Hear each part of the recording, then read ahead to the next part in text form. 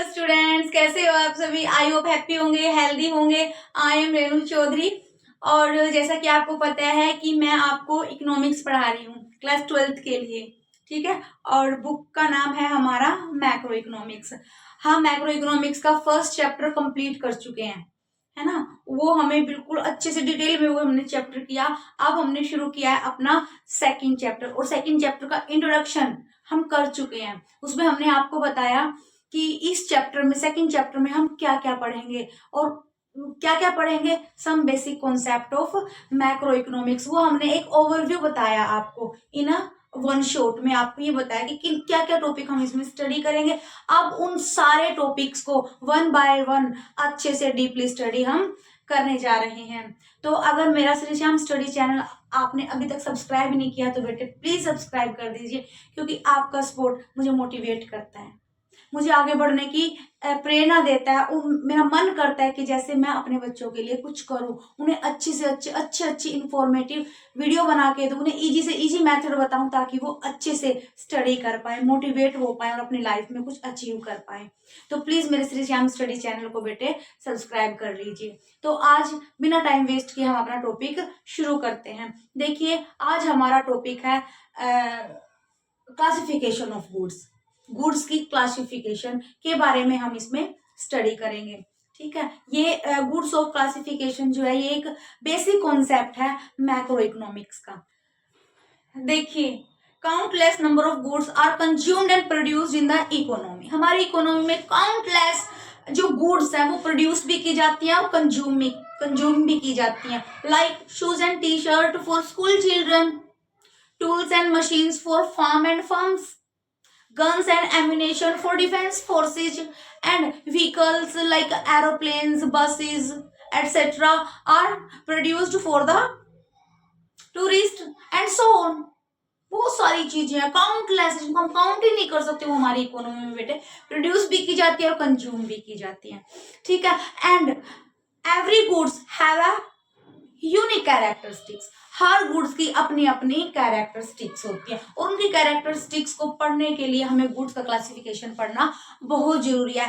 Then goods can be classified into different category depending on their end use. हम goods के classification को करेंगे, उसकी डिफरेंट कैटेगरीज को स्टडीज करेंगे, but depending on their end use. उनका एंड यूज कैसे होता है उसके ही डिपेंडेंट हम अपने गुड्स को क्लासिफाई करेंगे, ठीक है। तो हम देखते हैं classification of goods depending on their end use. देखिए अब हम करते हैं end use classification of goods. Goods का क्लासिफिकेशन करेंगे हम, but depending on their end use, ठीक है। और इसके अकॉर्डिंग हमारी goods, there are two types of goods. Number 1 final goods and number 2 intermediate goods. अब ये फाइनल गुड्स और इंटरमीडिएट गुड होता क्या है। फाइनल गुड होता है बेटे those good that are cross the boundary line of production and ready for the final users. ये ना बाउंड्री लाइन को क्रॉस कर चुकी होती है, बिल्कुल फाइनल गुड्स होती हैं, बिल्कुल रेडी हो चुकी होती हैं कि डायरेक्ट कंज्यूमर इन्हें खरीद के कंज्यूम कर सकता है, यूज कर सकता है। बट इंटरमीडिएट गुड क्या होती है। इंटरमीडिएट गुड ने अभी प्रोडक्शन लाइन को क्रॉस नहीं किया है, ठीक है। प्रोडक्शन की बाउंड्री लाइन को क्रॉस नहीं किया है, क्योंकि इसे एक फर्म खरीदती है दूसरी फर्म से एज अ रॉ मटेरियल। वो वहां से दूसरी फर्म से उसे परचेज करेगी, फिर उससे अपना फाइनल गुड बनाएगी, ठीक है। एंड आफ्टर दैट उसे मार्केट में सेल करेगी। बट इंटरमीडिएट गुड को हम डायरेक्टली खरीद के यूज नहीं कर सकते, अभी उसे एक प्रोसेस और करना है, अभी उससे फाइनल गुड्स बननी बाकी है। बट आगे देखिए, फाइनल गुड्स भी आगे दो पार्ट्स में डिवाइड हो जाती हैं। फाइनल गुड्स भी हमारी दो तरह की गुड्स होती हैं। कौन कौन सी। एक होती है कंज्यूमर गुड्स, एक होती है कैपिटल गुड्स। देखिए बेटे, कंज्यूमर गुड भी फाइनल गुड होती है और कैपिटल गुड भी फाइनल गुड होती है। कैसे, मैं आपको एक एग्जाम्पल से समझाती हूँ, ध्यान से समझना, ठीक है। मैं मार्केट में गई, ठीक है। मार्केट से मैंने अपने लिए एक सूट परचेज किया, ठीक है। वो सूट मैंने, उसमें मुझे कुछ नहीं कराना पड़ा, मैंने डायरेक्टली उस सूट को यूज कर लिया, पहन लिया, और मैं पार्टी में, शादी में, जहां मुझे जाना था मैं चली गई। तो वो कंज्यूमर गुड है, ठीक है। क्यों, क्योंकि मैंने मार्केट से खरीदा और डायरेक्ट उसे यूज कर लिया, ठीक है। लेकिन कैपिटल गुड क्या होते हैं। देखिए, जैसे कैपिटल गुड को भी मैं आपको एग्जांपल से समझाती हूँ। कैपिटल गुड को हम डायरेक्ट यूज ही नहीं कर सकते। कैपिटल गुड को वो होती तो फाइनल गुड है, मतलब बन के तैयार होगी, उसमें प्रोडक्शन कुछ नहीं होना, उसमें वो बन के बिल्कुल कंप्लीट होगी, लेकिन उसका यूज हम किस तरह से करते हैं, हम उसका यूज आगे प्रोडक्शन के लिए करते हैं। ठीक है, वो कैसे, जैसे सिलाई मशीन है, मार्केट से सिलाई मशीन खरीदी, एक टेलर ने सिलाई मशीन खरीदता है, वो उससे क्या करेगा, वो उससे आगे प्रोडक्शन करेगा, अपना काम बढ़ाएगा, उससे वो अपना काम करेगा। लेकिन वो सिलाई मशीन अगर एक हाउस होल्ड ने खरीदी है अपने घर के यूज के लिए, तो वही सिलाई मशीन वहां पे बेटे कंज्यूमर गुड हो जाएगी। लेकिन अगर एक टेलर खरीदता अपने काम को बढ़ाने के लिए, वो सिलाई मशीन कैपिटल गुड हो जाएगी।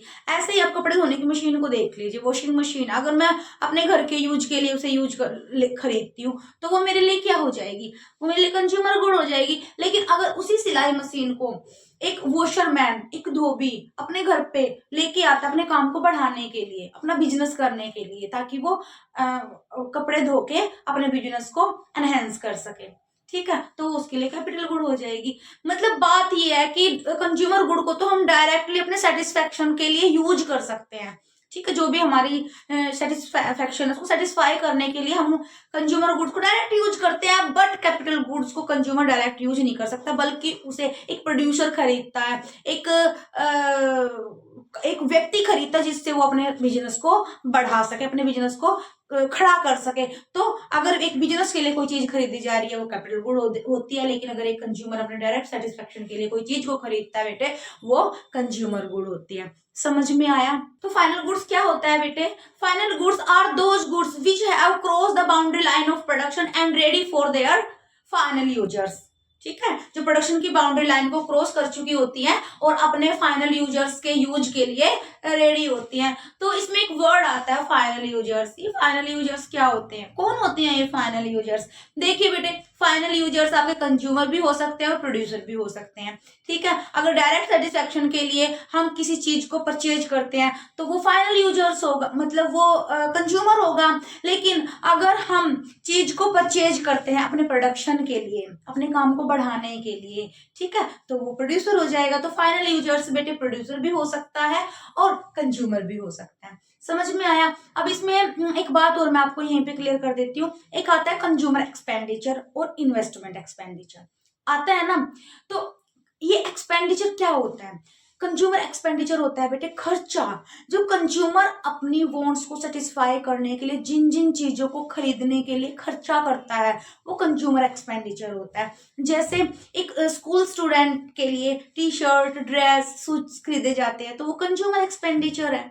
ठीक है, खेतों में काम करने के लिए ट्रैक्टर खरीदा जाता है, डिफरेंट काइंड के टूल्स खरीदे जाते हैं, ठीक है, मशीनें खरीदी जाती हैं, उन पे जो खर्चा होता है वो क्या है? कंज्यूमर एक्सपेंडिचर है।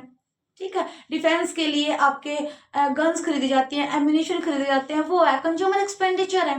ठीक है, टूरिस्ट के लिए बसेस का अरेंजमेंट किया जाता है, एयरलाइंस का किया जाता है, वो क्या, ये सब क्या है? ये सब कंज्यूमर एक्सपेंडिचर, जो कंज्यूमर गुड्स पे जो खर्चे किए जाते हैं वो कंज्यूमर एक्सपेंडिचर होते हैं। और इन्वेस्टमेंट एक्सपेंडिचर क्या होता है? इन्वेस्टमेंट एक्सपेंडिचर होता है बेटे जो इन्वेस्टमेंट के ऊपर खर्चा किया जाता है। ठीक है, जैसे मैंने एक सिलाई मशीन खरीदी, अभी थोड़ी देर पहले एग्जांपल दिया था, लेकिन उस सिलाई मशीन मुझे घर के लिए यूज नहीं करनी, मुझे उससे अपना बिजनेस करना है। ठीक है, मुझे बाहर के कपड़े सिलने हैं, ठीक है, जिससे मैं अपने बिजनेस को इम्प्रूव कर सकूं, बढ़ा सकूं, तो वो क्या होगा? इन्वेस्टमेंट एक्सपेंडिचर होगा। ठीक है, समझ रहे हो ना? अगर सिलाई मशीन में अपने खुद के सेटिस्फेक्शन के लिए खरीदती हूँ तो वो कंज्यूमर एक्सपेंडिचर हो जाएगा। लेकिन अगर मैं पैसे खर्च करती हूँ सिलाई मशीन पे किस लिए? अपने बिजनेस को बढ़ाने के लिए, तो वो मेरा इन्वेस्टमेंट एक्सपेंडिचर हो जाएगा। समझ रहे हो ना? मेरे खर्चे दो तरह के होते हैं, एक तो हम अपने वांट्स को डायरेक्ट सेटिस्फाई करने के लिए खर्च करते हैं, वो कंज्यूमर एक्सपेंडिचर होता है। एक हम अपने बिजनेस को बढ़ाने के लिए एक्सपेंडिचर करते हैं, वो इन्वेस्टमेंट एक्सपेंडिचर हो जाता है। जैसे देखिए, मैंने पढ़ाने के लिए बोर्ड खरीदा, ठीक है, ये मेरा इन्वेस्टमेंट एक्सपेंडिचर होगा। मैंने ट्रिपॉड लिया, इन्वेस्टमेंट एक्सपेंडिचर होगा। मैंने फोन लिया, इन्वेस्टमेंट एक्सपेंडिचर है। मैंने मार्कर लिया, ठीक है, डस्टर लिया, जो भी मुझे ऑनलाइन टीचिंग के लिए जो भी मैंने सामान खरीदा है तो वो एक्सपेंडिचर है, तो वो खर्च, बट वो इन्वेस्टमेंट एक्सपेंडिचर में आ जाए क्योंकि उससे मैंने अपने काम को बढ़ाया। ठीक है, लेकिन अगर चीजें मैं अपने घर के यूज के लिए खरीदती हूँ बेटे, तो वो कंज्यूमर एक्सपेंडिचर हो जाएगा।